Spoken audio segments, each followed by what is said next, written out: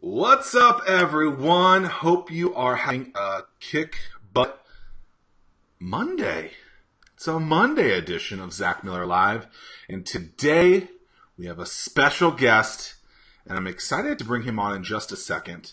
But you might have seen me go live with him many times because he's like my go-to live interview type of thing. And as I started doing Zack Miller Live, decided that no one would be a better guest as my second guest.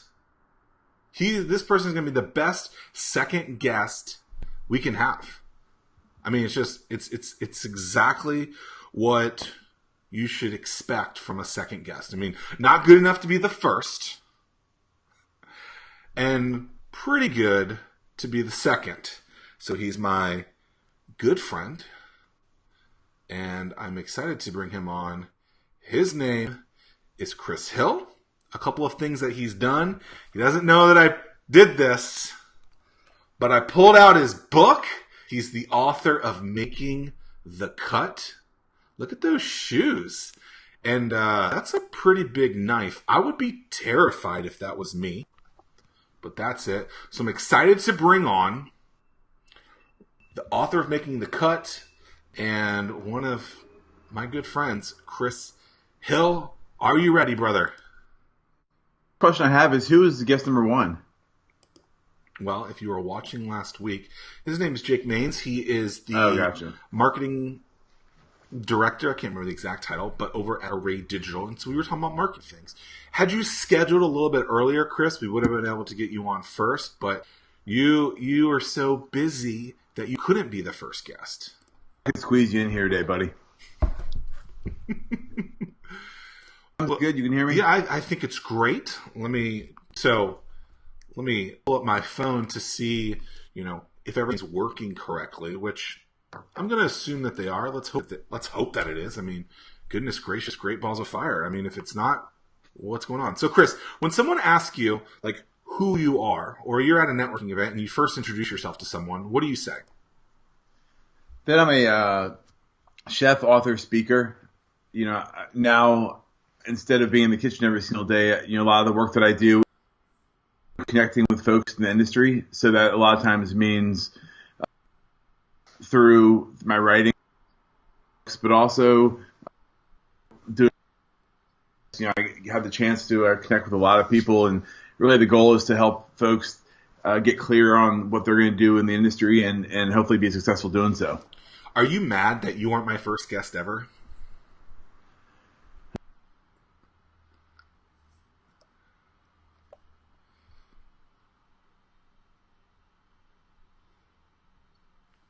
Then I'm good, man. Talking with Chris Hill. I wonder if this is an autographed version. As I look through this, it is not. You did not autograph the book, Chris. Come on, man. I'm around you enough. You could have brought it by, but I got a couple of signs. Maybe we'll even give away a copy to somebody that's here watching that shares it, or I'll let you figure out the rules for that. But yeah. I love it. So that means in the comments either on Chris's page, we just share this, or on the comments on my page as well, you guys can get a free copy, a free signed copy, Chris? Sure. Let's do it. A free signed a free signed copy of Making the Cut. And yeah, so why do you use the keywords that you do when you're introducing yourself, and how long did it take for you to really kind of comprehend or understand what was working and what wasn't?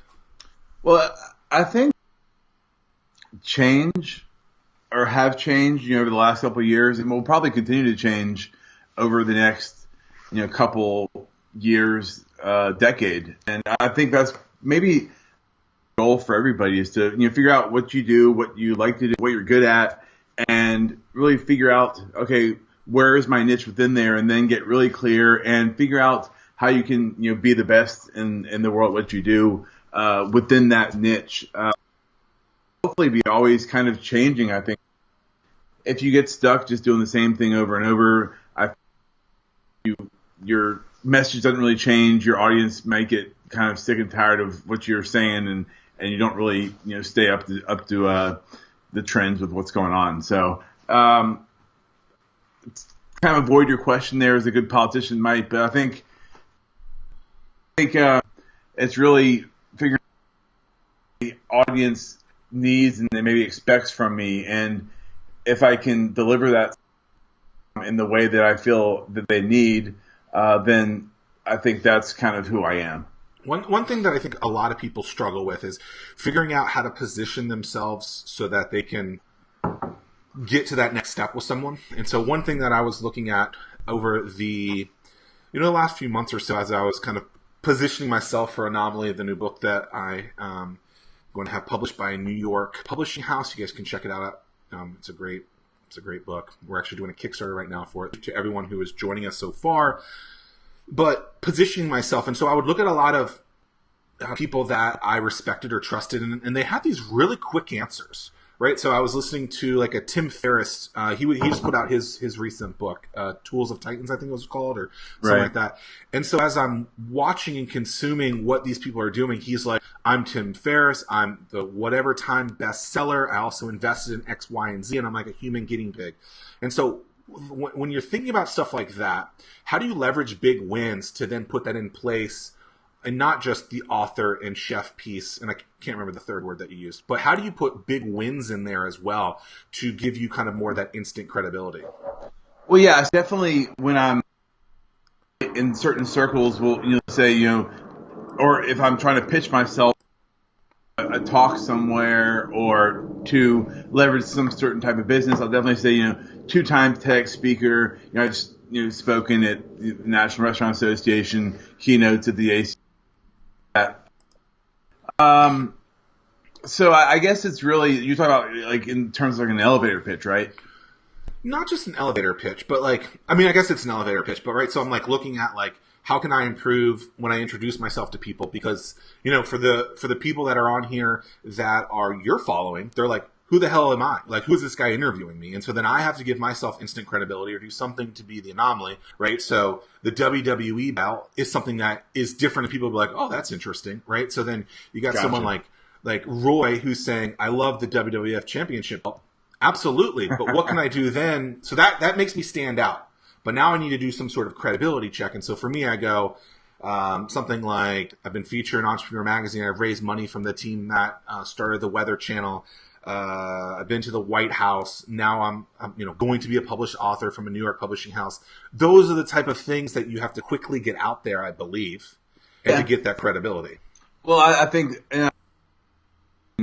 can kind of come up somewhat organically. I think that maybe comes across a little bit more genuine. I think also too, if someone just in general does a good job of me or whatever the situation might be, and they like you because you're fun and you have a good personality, you do a good job of connecting with me or whoever the other person might be, then they say, oh, this guy Zack Miller is pretty cool. Let me look Zack Miller up.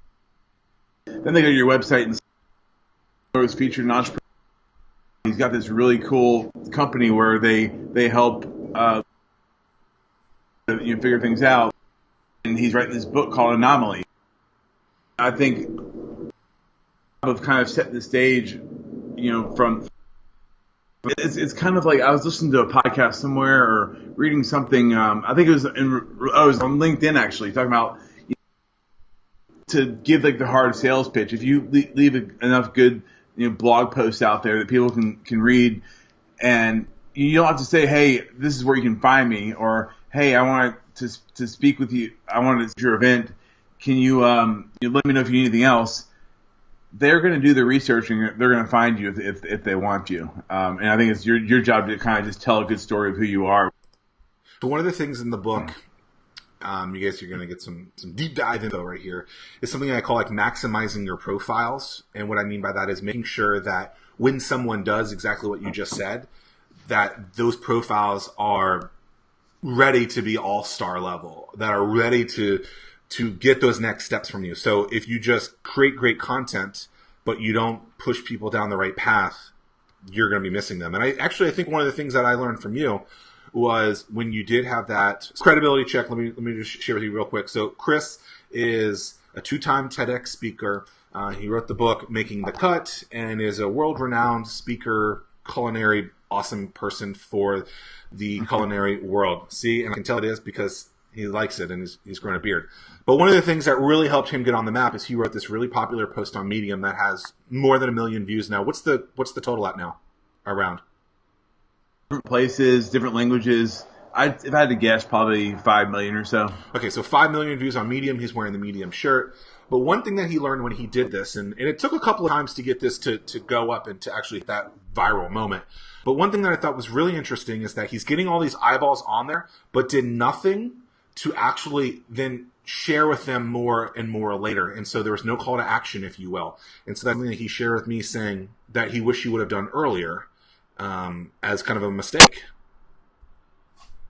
By the time I realized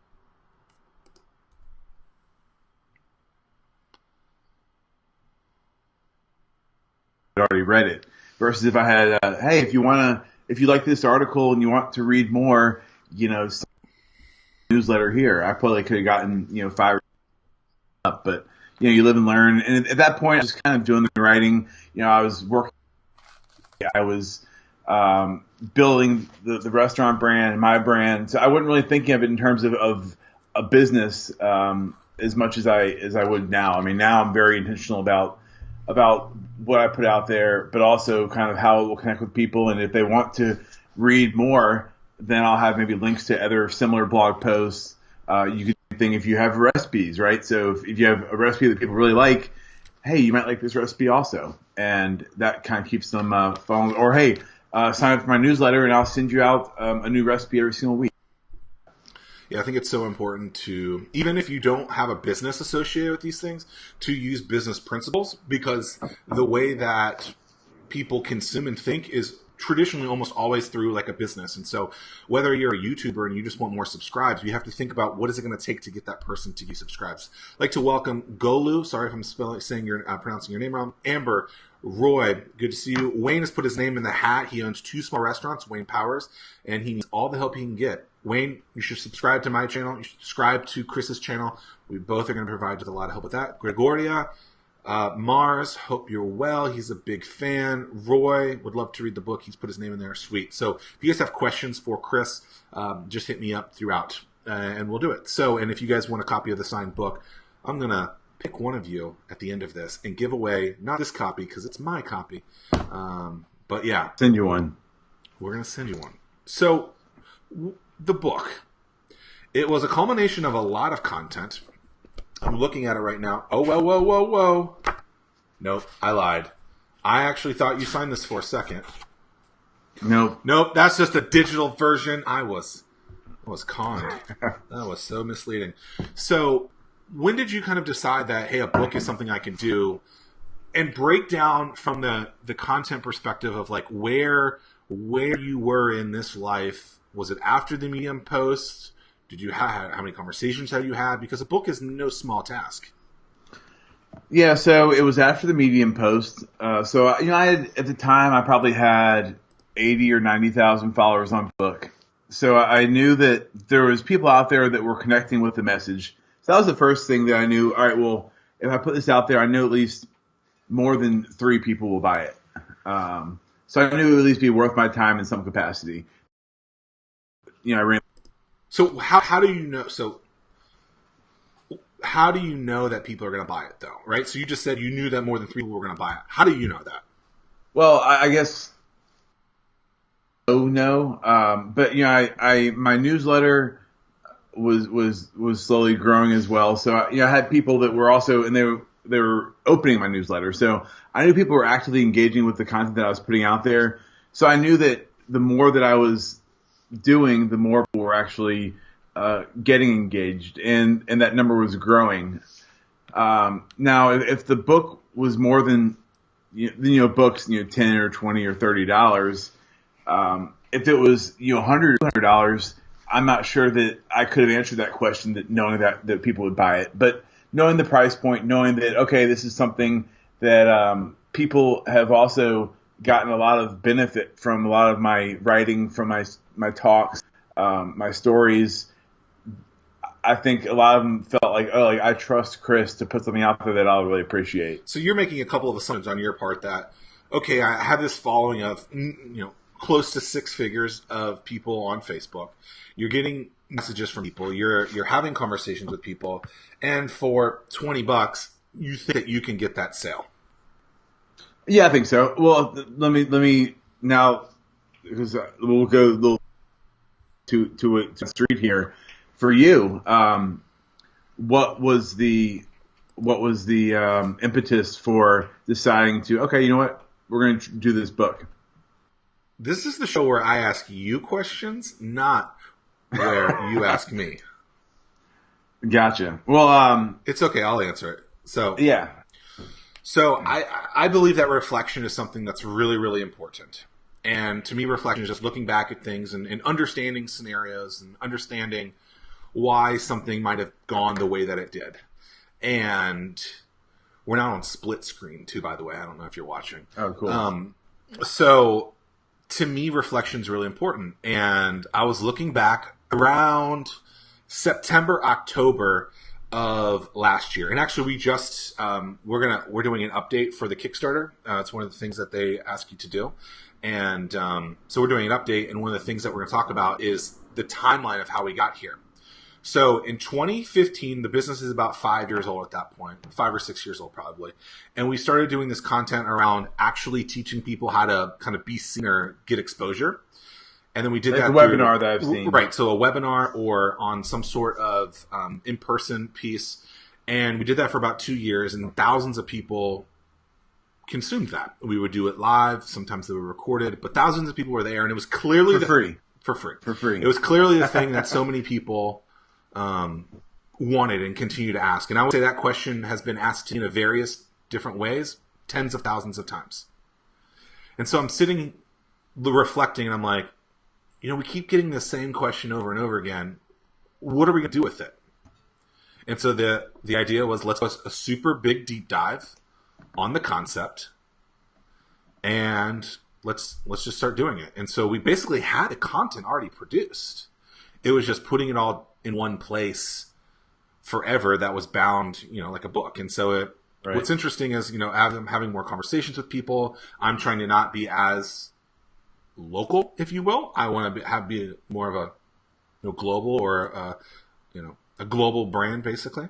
And decided that, okay, let's do this. And then something crazy happened. I was interviewing Jason Vitug of Frugal. He also wrote the book You Only Live Once. And he said something like, the word author comes from, or the word authority comes from the word author. Mm-hmm. I was like, oh my God, I never knew that. And so many people don't think about that. And I was like, you know what? This is my stamp. I've already been helping a lot of people. Let's do it in a book form.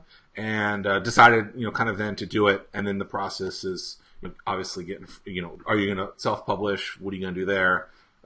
Honestly, was going to self-publish and then kind of reached out to a publisher, and the book's written. It's being edited now. We're adding some pieces to it, I guess. But ultimately, there's a decade worth of information there, and it was like, well, this is just the right next step. So it's kind of what you should do. Right. Well, and I think for me, and probably for you too, is money if it pays for the Fi that we're using right now. It's about positioning. Then great, but yeah, exactly. So now it gives you the opportunity to leverage that, to turn that into maybe a talk, to even connect with people in a different way, and shows you're the authority as well. So the publisher will tell you, like, these things don't, and a lot of people I've talked to will say books don't necessarily make money. It's that next thing that you do with it. It's that carrot. So if this becomes, right now I can say, published author from New York publishing house. But the next carrot, or the next big thing, would be best-selling author. And and that's the goal, is to have this book, Anomaly, how to finally stand out from the crowd, be a bestseller, because it's about leveraging those things. So if you own a restaurant and you are you won an award, make sure you tell the world that you won an award. How many people don't do that? I mean, when you did 3-Way, did you guys ever win awards for that stuff? But you tell the story around that.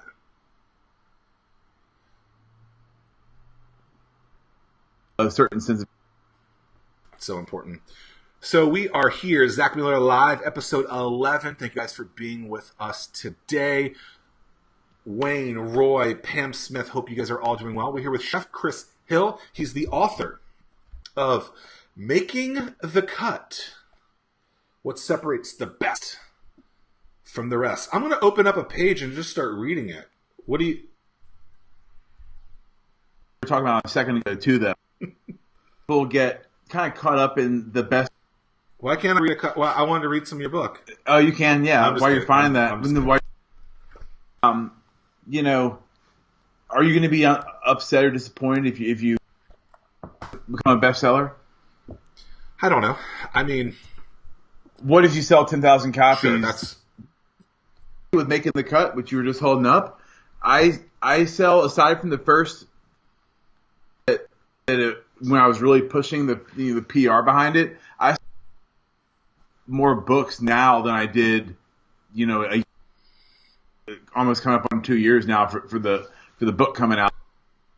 I think now, like Seth Godin says, is there's not just one bestseller list. There's quote unquote, because it's everything in the media is kind of compartmentalized. I think it's my audience or for your audience, and if you can do that, yeah. I mean, look, create those fans. I'm a very competitive person, right? Like right now, I feel like I'm not having a good hair day, and you might be beating me, and that I'm ticked off at that. I'm wearing a hat though, so you're good. Look, like I said, I'm a very competitive person, but at the same time, look, I want that thing, and I'm going to do what I can to get to that point. Now, if I don't get there, but I've helped, a lot of people along the way, look, that's what really matters, okay? Like just having this thing that says, I am a best-selling author, and I don't get it. Like, is that going to suck? Sure, it'll suck, but it won't be a failure. What would be a failure is if no one buys the book. The reason why I brought this up is because a lot of the folks that are maybe following me are a lot of them reaching out to me and say, hey, Chris, I want to be a Michelin star chef. I want to have 1 star or 2 stars or 3 stars. Of the driving force versus if I just continue, almost like your message of be an anomaly. If I keep doing good work, if I keep creating new content, creating new food that's interesting, that's representative of me, then the Michelin stars will come down the road. But I think a lot of people also get frustrated in the journey, which you and I both know is long and winding and can be challenging at times. They get frustrated along the journey because they have their eyes set on this thing that's really not even up to them. You know what's interesting? So I recently did, I don't know if a brand switch or a positioning switch, right? So I used to be, we got a couple of questions we're going to get to in a minute as well. So if you guys have questions, feel free to ask them. We'll get to them in a second. So I forever was known as this guy who ran Hatch, this physical place that helped businesses get started. And a lot of people would use the word incubator, accelerator, co-working space, startup business. And that's great and dandy. But I think what was interesting is and we still do all those things, right? But the brand positioning was when we realized that what are the questions that everyone is asking us over and over again? And are we positioning towards that win? And so a lot of people don't even have whatever they're trying to achieve. They cannot even achieve because what they do isn't in that ballpark, right? So you want to be a certain type of chef and you want to be ranked a certain way, but you're not even cooking that certain meal. It's like, I want to be the greatest hot chocolate business of all time, but I'm cooking barbecue. And so oftentimes you have to say, why, like, what is this market that I'm going towards? And am I communicating towards them? And is it big enough for me to even help people? And so oftentimes that market isn't big enough for you to even achieve the things that you were doing. And so I wanted global awareness on a topic that I was incorrectly using the keywords for. And so my customer was actually very small because the people that I was reaching out to were very small because it was a director of another place like mine when instead I should have been going after their tenants or their businesses. Right. And so that it was a smaller market to go after. And so, from a brand positioning thing, people are more. But then it's not like you have. It's kind of like Sure. it's kind of like the chef, but everything versus saying, "Oh wait, this is what I'm really good at. This is what everybody orders all the time. Maybe I should focus on this." Well, it's like it's perfect because think about it. When you're at three-way, how much of the food, how many items on the menu did people buy every time? Right? Probably there was a couple of things that people 80-20 rule. Exactly. Why is Chipotle only a couple of things? It's the same thing. Yeah. I mean, for me, I know what the same questions that people are asking over and over again. Yeah. And I wasn't focused around that. And so we need to position ourselves around that. And I think that's important. And so if we can, if you're looking at something, start taking an inventory of what you do, right? Taking a real deep dive into what you do and what you're selling. And like you said, the 80-20 rule, oftentimes things that were... Why don't you explain that to folks who are listening? Pareto's principle. So basically, 80% of I'm gonna butcher this really bad.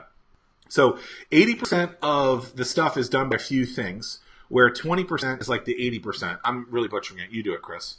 So yeah, essentially it's 80%. If you look at if you look at your sales, your effort, whatever. 80% of that final result is going to come from 20% of your effort. And meanwhile, 20 it's the other way around too. So meaning that most of what you're going to be accomplishing is coming piece of your menu or from a small piece of your customers. Yeah. So you want to focus on that 20, the 80 that's not. I'd like to thank all of you guys for being here now. Justin, Donna, Roy, Pam, Wayne, and many others. We'll hear Chris Hill. But oftentimes we think we need to have this big, massive thing. And instead of actually getting to kind of the answer of what could we be doing that people are actually asking for? Like, there's like certain restaurants that never do like promo deals, right? And so forever, like, think about it, Taco Bell has a new one every week, right? What are they doing right now? KFC does other things, right? Why are they doing that? Probably because that's getting them into the door, and then they're going to buy these other things, these other items. But what are you best at? And make sure that you're positioning yourself around that. If you have the greatest barbecue in the world, focus on that, right? Like, what was the number one item at three-way? I never had that. I always like the Cubano and the salads. Yeah, so the Figgy Piggy was fig glazed pork with house roasted tomatoes, a pesto, a smoked Gouda. It was different, unique, and that's kind of what we were going for, was different, unique, and else. The anomaly in food. Exactly, yeah. And that's really like, don't go to. I mean, Chick-fil-A doesn't offer hamburgers for a reason, because they're really damn good at selling chicken. See, I think Chick-fil-A, they're the anomaly in nothing with food. Definitely customer service. Right, that's what I think they're the anomaly in.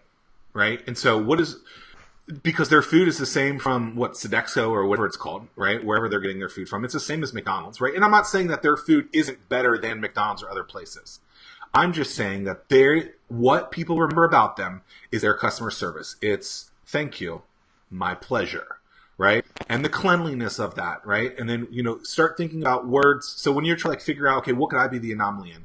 Ask your friends, ask your following, like, when you think of me, what words are associated with that, right? And if those words don't match what you want to do, guess what? You have a problem, and you got to fix it. So let me ask this for you, Chris, and all the listeners here that know Chris. Actually, let's do it. Yeah, let's just do it for Chris. So, for Chris Hill, Chef Chris Hill, what are the words associated when you watch him that you think of? What are they? Just post those in the comments. I'm only looking at comments on my feed, by the way. So Chris, I can't even see yours. I've been trying to pull them up. Yeah, I'm sorry. But so, what do you think the words are that you want to be associated with? You personally, leadership. Someone that's willing to connect people with people, that is selfless. And I think that those are the reasons. Maybe not the leadership part, but I think those are the reasons, is because. So then, why are those words not on this cover? Well, because that's not what the book's about. Okay, that's fair. So, where in your website do you start having those words? Page, but definitely, actually. It should be on the front page. Well, that's my point, right? Is people aren't positioning themselves correctly, and then people start thinking of you one way because that's the way that you are positioning yourself. Right. So you got you got homework to do now. I do. It's on the front page. How many stars? Roy says, "Chef, how many stars do you have?" I just said it's not about the stars, Chef. Roy, I mean, it's not about the show. It's not about the stars. It's about doing the work. And like Roy, if you didn't see, and Jack, I don't know if you saw it, but last week we had Chef Jeremiah Tower, and he talked about the flaw, how everyone that's trying to get stars is doing the exact same food because Michelin is looking for this certain type of versus saying, hey, what am I good at? What I like to do is my creative stance, my creative spin. And if you understand that and you get better and just really and hone in on that.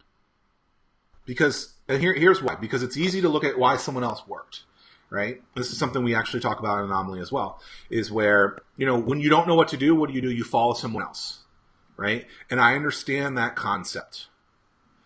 But if you do the exact same thing as everyone else, guess what's going to happen?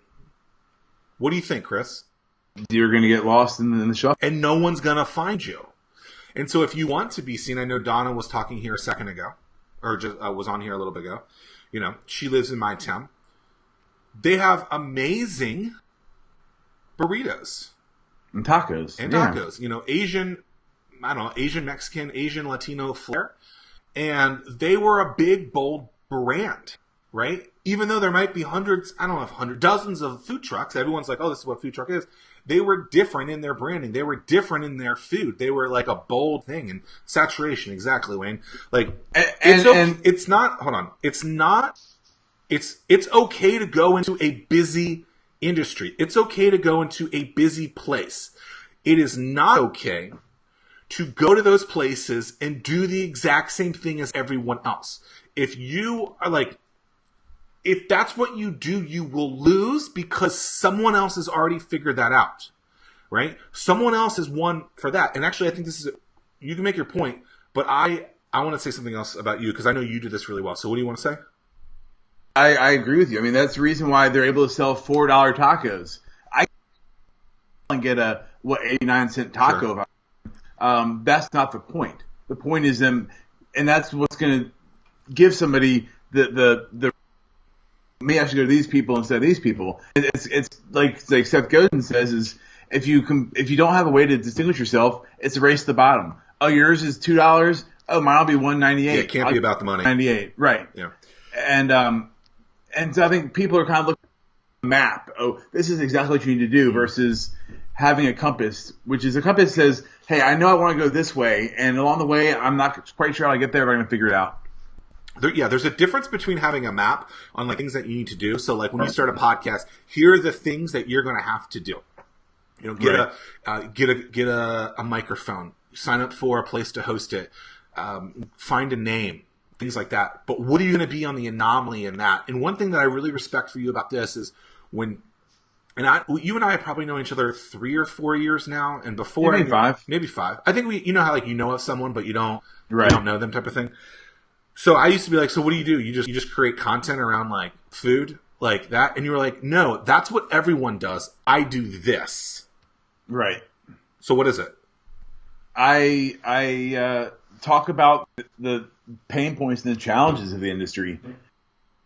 And like I told you before, I had a studio kitchen, out in Virginia Beach, and we were cool, videos with recipes, and I still do some recipe stuff on TV, but I realized that it can go on Epicurious, post the recipes. Why should anyone care about my tuna or my French onion soup recipe, whatever it might be? So it really came out of a point of frustration when I wrote that Dear Chef, how much it connected with people and how many people were out there that were struggling just like I was. So I said, you know what, maybe I can serve the audience, serve the community better, tapping into this very personal side of myself that we all have. I love it. And I think that's so important. Yeah, man. I think, people are wondering, like, actually, I got feedback for this. So, along with the book, we did a Kickstarter because I can give people like early access and better deals, and there's some other stuff associated with, like, if you want to buy bulk buys and stuff like that. And one of the things in the intro is about kind of my quick story, like in a paragraph or two. And someone emailed me the other day, and they're like, "That is an incredible thing." And I was like, "Yeah, but it wasn't fun to live. It was painful." But I'm telling the story that, hey, like, I did follow the rules. I went to school, and at school they told me this is what you need to do. And I followed that, and I was miserable. And there's no way I could have been doing it my whole life. And so, you follow the map, guess what happens? Like, you don't stick out, like, and it's not fun. So, all right. I have some notes on things that I want to talk about today. I don't even know if we've gotten to any of them yet because this is just so good. If you guys like what you're watching, would love for you to give a comment or a reaction on the post. Also, if you think that this content is stuff that the people in your network or your friends would love to view, share it with them. All you have to do is go to the share button and do it.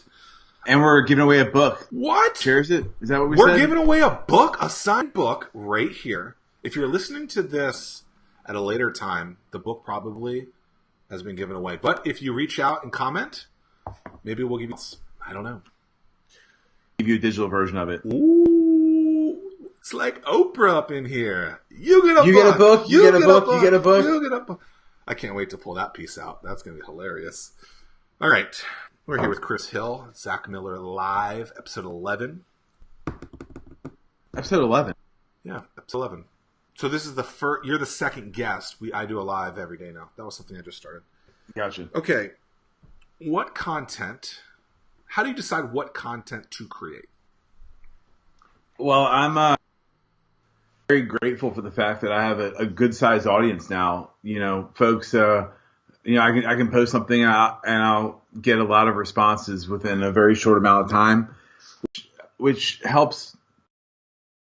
Kind of like maybe with you with Anomaly, I hear the pain points. I hear the people that are voicing their concerns and their frustrations, and I try to tap into it.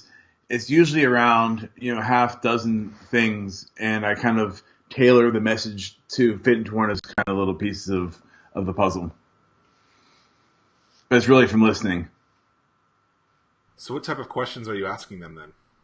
Well, like yesterday, I said, what's one of your biggest pet peeves? And whether you're a chef, front of the house, owner, manager, and I got, I don't know, let's see here, maybe 100 or so comments. 115 comments. So I said earlier in the day off, because that's one of the things people have reached out to me about recently as well is you work so environment, it's stressful, it's challenging. A lot of people get off and have drinks or do drugs or do whatever. So taking care of ourselves and kind of the whole wellness side is important. One that people want me to touch on that I'm more familiar with. Yeah. So I'm trying to kind of do a little bit of research on that. What's interesting is I was just actually before this I was kind of reading the book and talk about target customers, and so many people think it's your standard demographics. Age, sex, weight, religion, whatever, race. I don't even know if I said that, but you get my point, sex. And I actually think it's deeper stuff than that. Like, who's your credit card company? Where do they vacation? Where do they eat? What do they eat? Who are they following on their social medias and stuff like that? Because I think you can then create content around that. And I think these are all things. And so I think oftentimes people think this stuff is unobtainable. And everything in the book, I'd say 95% of the book is around doing things that are the price of the book or less. And I think that's so important. Like, I don't know tech super busy. Like, and I don't think you do either. But we figure out ways to use the tools that we have to be able to do it. So when someone isn't kind of responding, like we're talking about early days when you weren't getting any responses because you didn't have following yet, I think your answer was good answer for now. But like, 3 years ago, 4 years ago, how would you get that answer? I think now I'm a lot more strategic about it. I would have told myself to really listen, to get really clear on what you're putting out there, and if people are resonating, and if they're not, then try to ask yourself, well, why not? And then maybe even, obviously, I'd have a smaller group of people to ask, but a list of 200 instead of thousands. I'd say, hey guys, like I'm trying to figure out how to serve you. Would you like for me to send you, or for me to post, or what kind of book for me to write that you might find valuable? I'm doing a better job listening. I was just kind of I wanted to do, which is good, but if what you do, that doesn't really help too much. So really getting an understanding of, Japan, your ikigai, which is meets your greatest strengths, which is where it also meets like the world's greatest need. So kind of finding that and the intersection of that is really, I think, what we all need to look for. Got it. I like that. What is it? Ichigai? Was that? Ikigai, like IKIG. That's cool. Pam Smith has a question, Chris. She loves, I would love to read this. Which is Making the Putt by... Making the Putt? Making the Putt. Also something Tiger Woods needs to learn how to do. I would love to read this. Trying to break into the catering world. So she has a small catering business. Trying to break into the catering world, but I seem to be following the rules too much. What rules do I need to break to get a break? And so first thing I would say is there are rules you have to follow, right? Don't do things to get in trouble. But then you have to do things that are a little unconventional. Yeah. What were you going to suggest? Well, I mean, I think the best thing to ever do is to see what's working right now. So back to that 80-20 rule. So like take an inventory of what you're doing and see if anything is actually netting any kind of result. Because oftentimes we've already done things. It's just when you kind of put them all around everything together, you're like, oh, this isn't working. So if let's say you spent $100 on something and one of the things is giving you for $5, $500 in results. But because you put it all together, it looks like you only made $550 because everything was put together. And so oftentimes you have to look at things that might be doing really well, but because you've paired it with so many other things, you don't know which one's really working or not.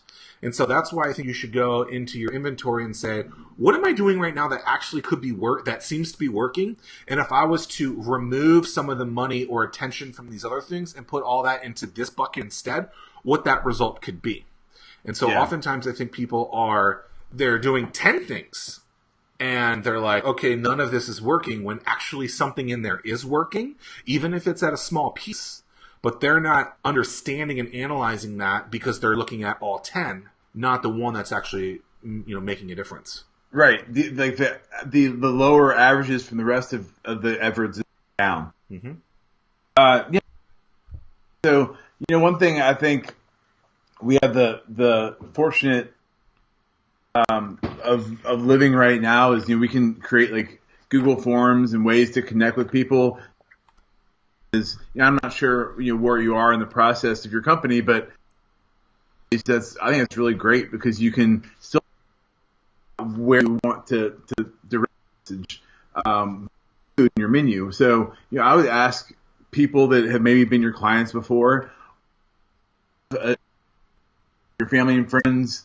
One Sunday night you have a dozen people over, a bunch of different dishes, and think and ask and on Google Form, you can make it anonymous too. So you can create a Google form and ask them for their honest feedback, and whatever they say.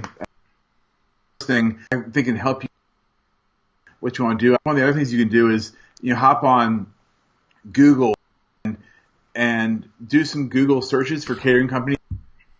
Which ones populate in Google the highest? From there, you can see, well, are these me? Are they doing stuff that's outside the box, or are they very kind of generic? From there, you can figure out, okay, well, this could maybe work for me, but maybe in this slanted angle.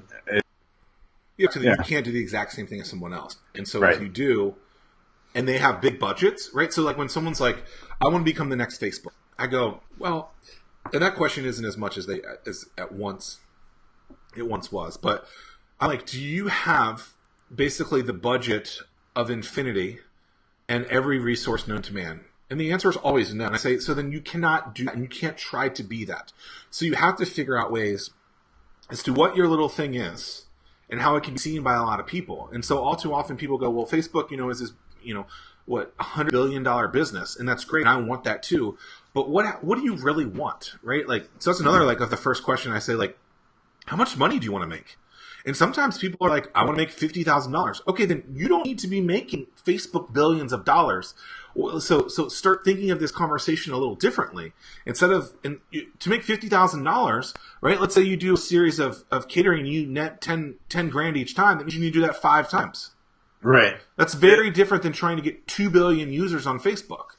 It reminds me of on the podcast we had this guy John Rivers who started out with one barbecue restaurant in Florida. Now he's got a dozen. And when he was starting out and trying to kind of scale a little bit, he was having a conversation with Dan Cathy, actually of Chick-fil-A, and he asked, Dan, he said, "What's your advice for getting to dozen stores or 10 stores was?" And Dan said, "John, the problems you're going to have at 12 stores are completely different from the problems you're going to have now. So, what's your advice for getting and act accordingly." So I think the thing, going back to your question, Pam.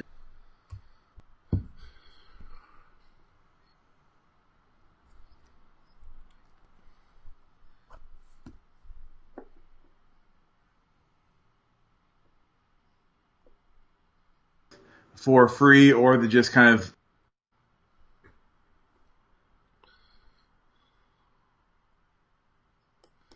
It's a good point too, because think about it.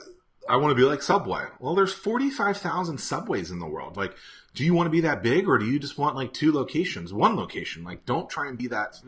I think people often are saying there's something that they're not even close to being in the same ballpark in, restaurant or not. Yeah. There's a lot of headaches that come with having a company that have 45,000 units. Yeah. Okay, so we're talking with Chef Chris Hill. This is episode 11 of Zack Miller Live. Appreciate you guys being here. So you have a podcast. Why start doing a podcast? How do you make sure that that's unique? And then number 3 is you've gotten some good guests. How is that? How have you gotten that? So the podcast, the goal really was to, I had this certain audience in the food world. Co-host Sean Winter a couple years ago. We do that together, and really our goal is to connect with people in our industry in a way that's not about the cooking and about the operation side, but really it's kind of about living so you can be successful when you're going to bed every night, however that might be for you. So we have just the normal. So really an extension podcast of the content that you were putting it on, just on a different medium. Exactly. Yeah. We knew that voice was getting in the world, and it was a way, really, kind of selfishly, to connect with a lot of people out there. I know we talked about having Zach, but before, our first guest ever was Seth Godin. Our 3rd or 4th guest was Simon Sinek. They've written, 20 or so New York Times bestsellers between the two. We wanted to kind of set the stage with folks like that could really show that it isn't just about food and restaurants, but it's about being a better leader, being a better kind of human being. And then from there, now we're bringing a lot more industry professionals that kind of show the same types of attributes, but there's already been a foundation of what our kind of mission and goal is. So those are two pretty big names. If you guys have never heard of them, probably living under a rock. So Simon Sinek, probably the most popular TED Talk of all time. Is it a TED Talk or a TEDx Talk? The start with why TEDx, but then I think he's got 2 TED Talks now. You know what's interesting about that content is that content, and I tell people this all the time, and they're like, well, my thing needs to be really pretty and everything. If you ever it's horrible. It's horrible. They do a mic switch in the middle of it. Like, it's grainy, but it's like 25 million views. Like, it is terrible. All right. So, and then Seth Godin, he's just one of the greatest marketers of all time, and I really appreciate that guy. So you're a nobody, though, right? Chris Hill is a nobody when he's reaching out to these guys. What in the world are you doing? And how are you convincing these brands with huge followings to allow you, who is a nobody on the podcast world, to get into their house, to get into their home? Yeah, so it was cool. When I went and interviewed Seth Godin, it was up at his office in New York, which was very, very cool.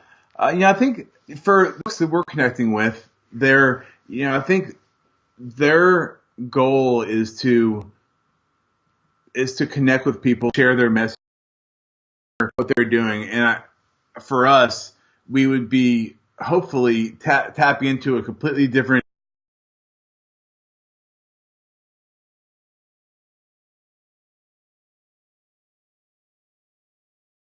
need for message. Our audience is going to be a decent size, even if it wasn't, on episode 1. So I think it's just asking. If they say no, then okay, you can come back. We have probably 4 or 5 people that are similar type guests that are in the pipeline right now that we haven't gotten a time or date yet, but they're of similar kind of stature that are willing to, but it's just hadn't happened yet. So I think it's just kind of asking, and if they say yes, great. You can ping them a couple months later or a year later and see if it'll work. Yeah, tenacity. You gotta be able to take the no's with the yeses, and you're not always going to do it. And I think too, it helps if you if kind of like the whole Gary Vee jab jab jab right hook. If you give and ask. So for me, like I've been following Seth. I'd written him a couple of nice emails over the years leading up to that. So I'd already kind of established this certain rapport with him. And then once a couple of those types of names, we got him, we got John, leadership author. Once you have 4 of those guys, then it makes it a lot easier to have those next 5 or 6. Very cool. What's something, looking back at this, they're like, oh, I can't believe I accomplished that. What's something that like you have been able to achieve that wasn't on your radar, but has been like a huge impact for, I don't know, you personally, or through the book, the podcast, just the brand in general? That's not really anything I ever thought of before. And I'm not sure there's, I hope this doesn't come out the wrong way, but I'm not sure if there's anything really. I've always had kind of high aspirations for myself. I've always known that I'd do some big things. So confident in my ability to get things done. If I want to figure something out, you and I did the first TEDx talk. I'd never been on stage before, but I knew that I had actually 2 or 3 weeks to figure out. I knew I had a little bit of time to figure it out, which is the point. So I'm not sure if there's anything really, but a fun ride for sure. That TED stage was funny. Because you, at that point, terrified of doing stuff like that? Maybe not terrified. Well, yeah, maybe terrified. Probably that, I think I came across TEDx and TED actually from Simon Sinek's talk, like we just talked about before. So I knew the next stage was an opportunity to kind of put your best self out there, and I felt like it was to share my message with the world. I didn't want to blow it. And did you blow it, or did you do good? Well, it didn't ever actually make it anywhere. There's something with the encoding for like the video. Remember, I tried to send it to you to have you edit it down. Well, not even that. And not to get negative, right? But so I actually do have a copy of mine, and I've used it a little bit to help the business, and I definitely leveraged the TED brand, right? Because people are like, "Oh, you're on that stage. That's interesting." But so the audio, the company that was putting on this thing, I guess, didn't record the video, or somehow there was some sort of issue with that. I don't really remember what it is, but I actually have a copy, and I emailed TED, and I said, "Hey, can you guys take this?" And they were like, "No, it didn't hit the because I wanted them to upload it, basically." It didn't make their standards? No, that wasn't the standards piece. It was just like the actual host had to do it, and that person's like, which is unfortunate. But that's a good stage to do that. So I'm trying to do this right now. So I'm wondering how are you positioning yourself on your like Facebook alone? So if someone's like looking at your Facebook cover photo, like what is your cover photo?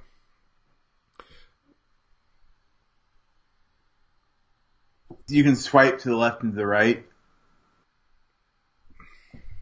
Is that a new feature? Wow, I didn't know they had that. In order. That was supposed to be the main one. Okay, so maybe it's just chef, author, entrepreneur. That's what you write on there, and then you got the copy of the book.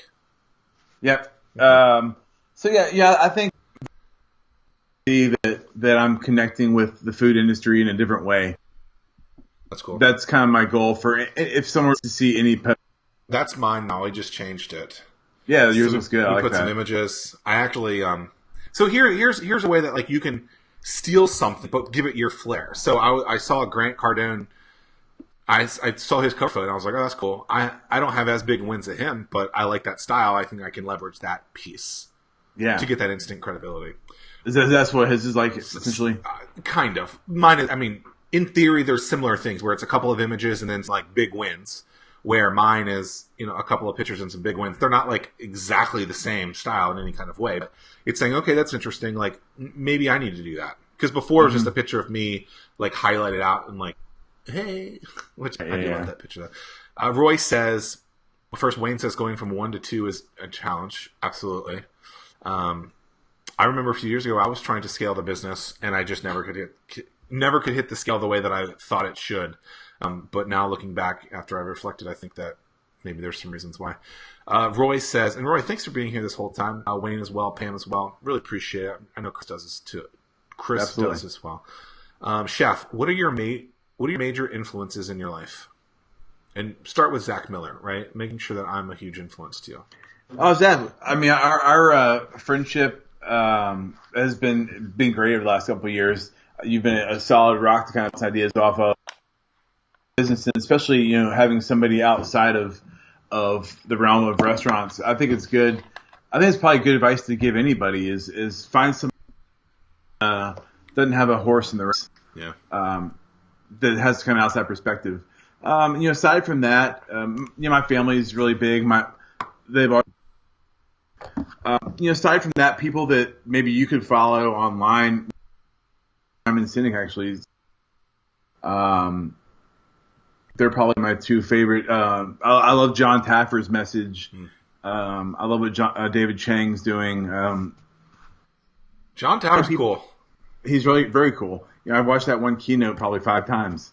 What was the one thing from that keynote that you took away that you've really been able to use in your messaging or to help your business? Well, probably.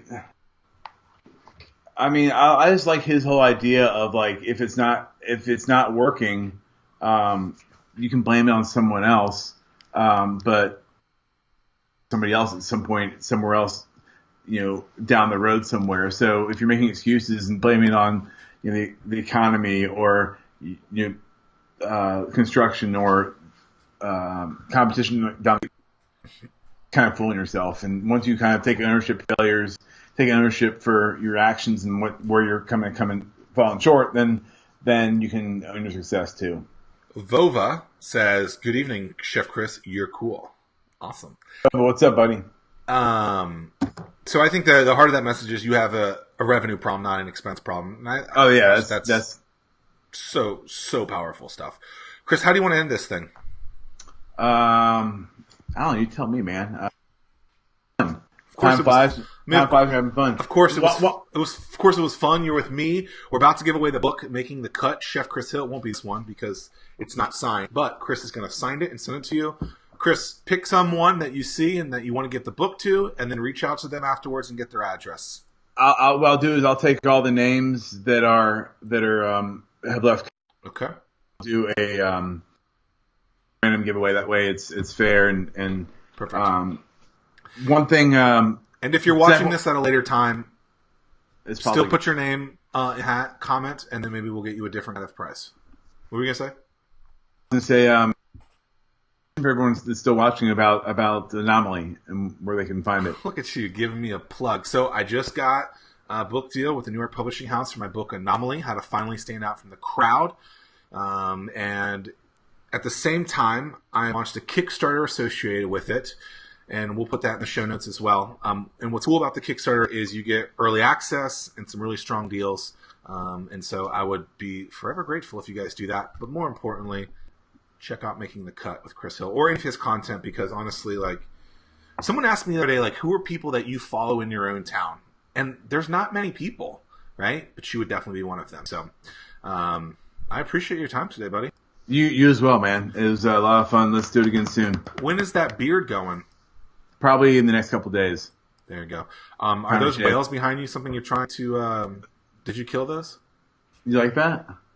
Little on your whale hunting themes. Oh, you're so funny. Chris Hill, I appreciate your time. We're going to end this on the 2-shot. Let's do something funny together. Ooh, I'm going to do your book. Ooh. Book. You get a book. Everybody gets a book. Oh, yeah. How are you going to do this? Okay. Yeah. I can't see your thumbs on this, so you got to do something funny. Thank you all for watching. This was absolutely incredible. Until next time, do that thing again, Chris.